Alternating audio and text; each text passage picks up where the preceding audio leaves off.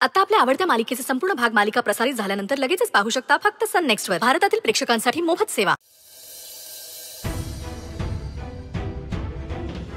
तू योग्य निर्णय घेतला स्वानंदी। मला खरंच तुझा अभिमान वाटतो। सरपोतदारांच्या बोलण्याला, त्यांच्या दबावाखाली तू त्यांना बळी न पडता स्वतःचा मत, स्वतःचा विचार ठामपणे त्यांच्या समोर मांडलास। याला हिम्मत लागते आणि ती हिम्मत तू दाखवलीस। I am so proud of you. तू घाबरू नकोस, मी आहे तुझ्या बरोबर। मॅम करेक्ट आहे, पण हा स्वानंदीचा निर्णय फक्त सरपोतदार सरांनाच माहिती आहे। सगळ्या जगाला तर हेच वाटतं ना की स्वानंदी रेडी आहे लग्न करायला। त्यांनी तर प्रेस कॉन्फ्रेंस मध्ये अनाउंस सुद्धा केलं। लेकिन अब हम शांत नहीं बैठेंगे। खूप झालं त्यांचं नाटक। सरपोतदार साहेब राजकारणासाठी, इमेज बिल्डिंग साठी स्वानंदी तुझा वापर कसा करू शकतात ग? आणि आता तर तू लग्नासाठी नकार दिलास त्यांना। सगळ्या जगाला तर वाटत असेल की स्वानंदीच दोषी आहे म्हणून। सगळे तर तुलाच नाव ठेवत असतील ना ग? सरपोतदार साहेबांसारख्या एवढ्या मोठ्या घराण्याला स्वानंदीने नकार दिला असंच वाटत असेल बघ सगळ्यांना।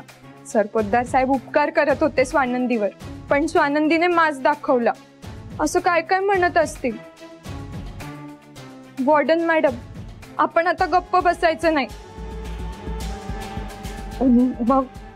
मग काय करायचं आपण? त्यांनी ही गोष्ट पब्लिकली अनाउंस केली ना, मग आपण आता डायरेक्ट पब्लिकशी बोलायचं।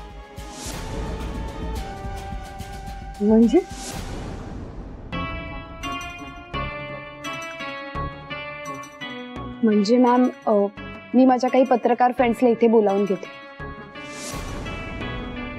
संपूर्ण जगाला कळायला हवं की सरपोतदारांनी स्वानंदीला न विचारता तिचं लग्न फिक्स केलंय ते। तिचा ह्या लग्नाला होकार सुद्धा नाहीये। तिच्या सिच्युएशनचा फायदा घेऊन ते राजकीय फायदा करून घेण्यासाठी हा निर्णय घेत आहेत। आणि संपूर्ण जगाला हे कळायलाच हवं। मुळात म्हणजे मणी सरांना हे कळायला हवं।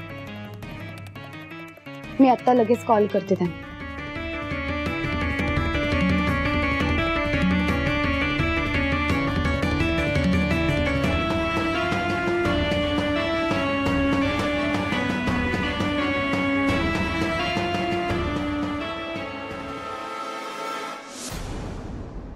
अक्कल नाहीये त्या स्वानंदीला, बेंडोक आहे ती।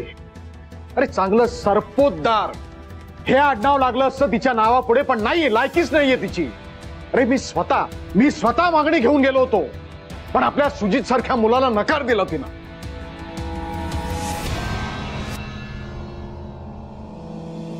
याचे काय परिणाम होतील ना, याची